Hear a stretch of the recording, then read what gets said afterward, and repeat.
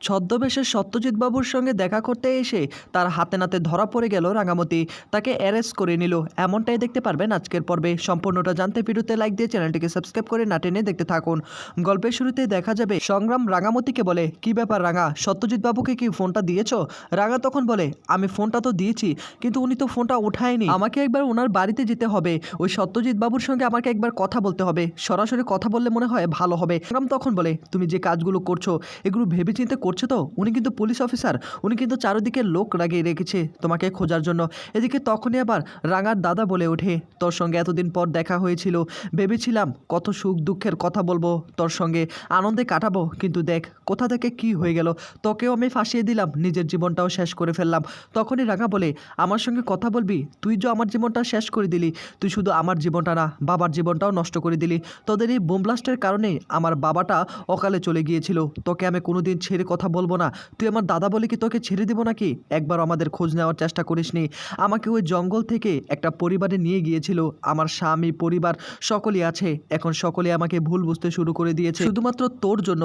যখন আমার কেউ ছিল না তখন তারা আমার পাশে ছিল, কিন্তু আজকে তারাও আমার পাশে নেই, আমাকে ভুল বুঝতে শুরু করে দিয়েছে তোর শুধুমাত্র স্টেটমেন্টের কারণে। দেখ শুধু তারাই না, তারা এখন ভাবছে হয়তোবা তাদের খেয়ে তাদের পিছনে আমি ছুরি মেরেছি, তাদের থালাতে খেয়ে তাদের থালাটাই আমি এখন ফুটু করছি। তারাই এখন সেটা ভাবছে আমার জন্য এটা কতটা কষ্টকর, তুই কি একবার ভেবে দেখেছিস? অন্যদিকে উৎপল এবং বৃন্দা দুজনেই প্ল্যান করতে থাকে কি করা যায়। উৎপল তখন ফোন করতে থাকে তার গুন্ডাদেরকে।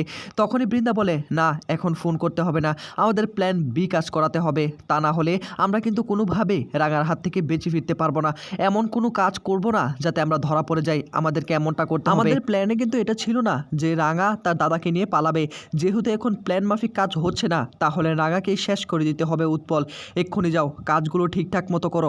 এ বলে তখন উৎপলকে সেখান থেকে পাঠিয়ে দেয়। বৃন্দা তখন মনে মনে বলে, রাঙা তোকে একদম আমার পায়ের কাছে এসে নামাবো আমি, তুই আমাকে চিনতে পারিস না, আমার পেছনে লাগার ফল কি সেটা তুই হারে হারে বুঝতে পারবি।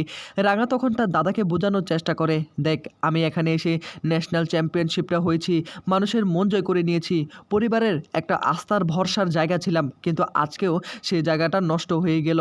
আমারও চিন্তা ছিল আমি কোনো না কোনো দিন তোকে আমি ফিরে পাবো, কিন্তু এভাবে ফিরে পাবো, এভাবে তোর প্রতি অবিশ্বাস জন্মাবে সেটা আমি কল্পনা করিনি। এই বলে তখন রাঙা বাইরে এসে হাউমাউ করে কান্নায় ভেঙে পড়ে। তখনই সেখানে চলে আসে সংগ্রাম। সংগ্রাম এসে বলে, এভাবে কান্না করলে হবে না রাঙা, আমার মনে হচ্ছে একলব্যর সঙ্গে আমার একবার দেখা করা উচিত।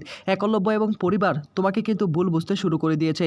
আমি চাচ্ছিলাম তাদের সঙ্গে এই বিষয়টা নিয়ে কথা বলে তাকে এখানে আনি, সবটা জানাই আমরা, না হলে তো তোমার প্রতি বিশ্বাস আর কোনো দিন তারা করবে না। তখনই আবার রাঙা বলে, না রে স্যার, এটা করা যাবে না, আমার প্রতি বিশ্বাস হারিয়ে ফেলেছে যারা, তারাই আমাকে বিশ্বাস করতে শুরু করবে। আমার এখন প্রধান লক্ষ্য হলো কারা কাজগুলো করতে বলেছিল তাদেরকে আগে খুঁজে বের করা এবং উচিত শিক্ষা দেওয়া। অন্যদিকে বৃন্দা স্যামের সঙ্গে দেখা করতে আসে, স্যামকে জড়িয়ে ধরে ফেলে আর স্যামকে তখন বলে, কাজটা হয়ে গিয়েছে? স্যাম তখন বলে, হ্যাঁ কাজটা তো মোটামুটি হয়ে গিয়েছে। বৃন্দা তখন বলে, তার মানে একলব্যকে চাকরি থেকে বের করে দিবে তো?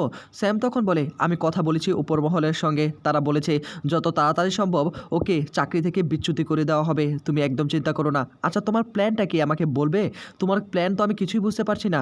অন্যদিকে দেখা যাবে একলব্যর মায়ের জন্য খাবার নিয়ে আসে পাঞ্চালি, আর তখন একলব্যর মা আরও কান্নায় ভেঙে পড়ে, তুই আমার জন্য খাবার নিয়ে আসলি? আমার ছেলেটার কী অবস্থা? আমি এখনও কোনো খোঁজ খবর কোনো কিছুই পাচ্ছি না। ওই রাঙামতির জন্য আমার ছেলেটাকে জেরা করছে, কাস্টাডিতে নিয়ে গিয়েছে। এখন যদি আমার ছেলের কোনো ক্ষতি করে দেয়, ছেলেকে যদি এখন জেলে ভরে দেয়, তখন কি হবে? আমি মানুষ চিনতে এতটাই ভুল করেছি। ওই রাঙাকে আমার বাড়িতে নিয়ে আসলাম, রাঙাকে ভালো মেয়ে মনে করে আমার ছেলের জীবনের সঙ্গে তার জীবনটা জড়িয়ে দিলাম, কিন্তু শেষ মুহূর্তে সে এরকম একটা কাজ করলো। তখনই পাঞ্চালি বলে, তোমরা কেন বুঝতে পারছো না রাঙার সঙ্গে এটা একটা বড় ধরনের ষড়যন্ত্র হচ্ছে। আমার মনে হচ্ছে রাঙা ঠিক একদিন নির্দোষ প্রমাণ হবে এবং তোমরা সকলে সেদিন ভুল বুঝবে, আবার তোমরা বড় ধরনের একটা ধাক্কা খাবে। একলব্যর মা তখন বলে, চুপ কর পাঞ্চালি, চুপ কর, ওই মেয়েটার নামও তুই মুখে নিবি না। ওই মেয়েটা এরকম একটা খারাপ একটা মেয়ে তা আমি কখনো কল্পনা করিনি। আমার বাড়িতে এসে আশ্রয় নিয়েছে। তখনই সেখানে চলে আসে বৃন্দা। বৃন্দা এসে বলে, আরেকটা তো বিপদ হয়েছে। একলব্যর মা বলে, কিসের বিপদ হয়েছে? বৃন্দা তখন বলে, ওই রাঙার জন্য তো আপনার ছেলের চাকরিটাও চলে গেল। আর এই কথা শুনে তো হতদম্ব হয়ে পড়ে পাঞ্চালি, একলব্যর মা সকলেই। এসব কি বলছো তুমি? হ্যাঁ আমার ছেলের চাকরি যাবে কেন রাঙার জন্য? পাঞ্চালি তখন বলে, বড় বৌদি তুমি এসব কি বলছো? দাদার চাকরি নেই মানে? হ্যাঁ এসব কি পাগল হয়ে গেছো নাকি? আবল তাবল বলতে আসছো? তখন এবার বৃন্দা বলে, আবল তাবল না, ওর অফিস থেকে খবর এসেছে, ওর জন্যই রাঙার জন্যই আজকে একলব্যর জীবনটা শেষ হয়ে গেল, একলব্যর কেরিয়ারটাই শেষ হয়ে গেল। এইসব কিছুর জন্য কে দায়ী জানেন? মা, আপনি দায়ী, আপনি এর জন্য দায়ী।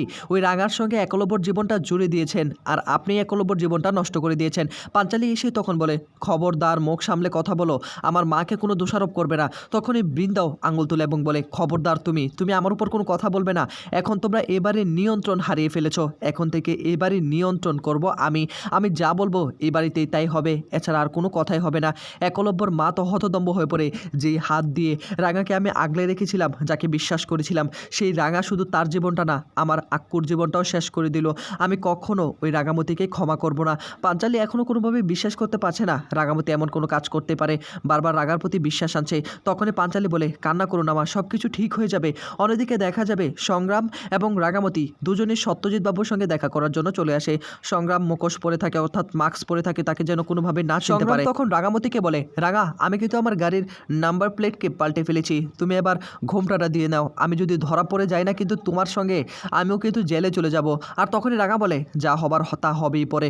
অন্যদিকে ঘরের মধ্যে সত্যজিৎ বাবু আর ভীষণ টেনশন করছে, কখন রাঙাকে ধরবে। চারদিকে তন্ন তন্ন করে খোঁজার চেষ্টা করছে, চারদিকে ফোর্স লাগিয়ে রেখেছে, রাঙামতিকে যে করে হোক অ্যারেস্ট করতে হবে। ঠিক সেই মুহূর্তে দরজায় কলিং বেল বাজতে শুরু করে।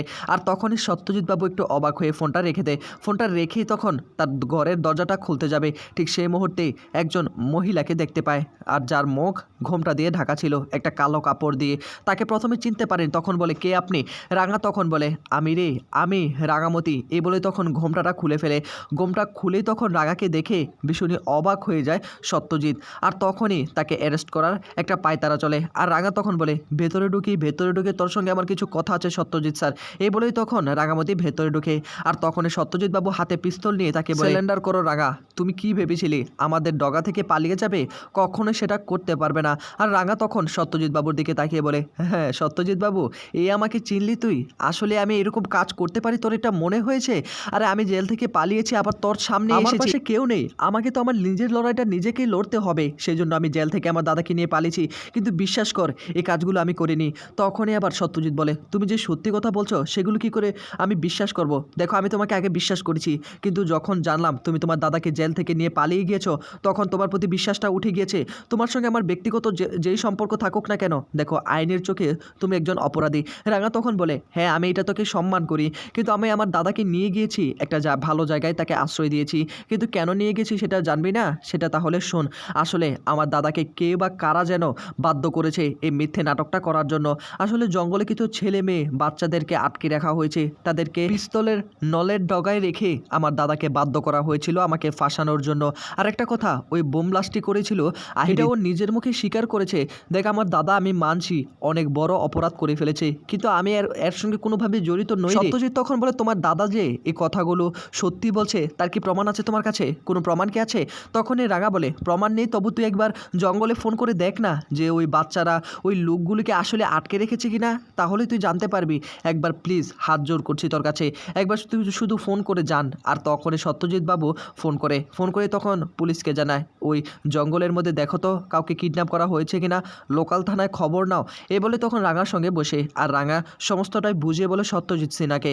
আর তখনই সত্যজিৎ বলে, দেখো আমি এখনও কিন্তু সত্যিটা জানি না, এখনও কিন্তু তুমি আমার কাছে অপরাধী। তো বন্ধুরা, এই ছিল আপডেট।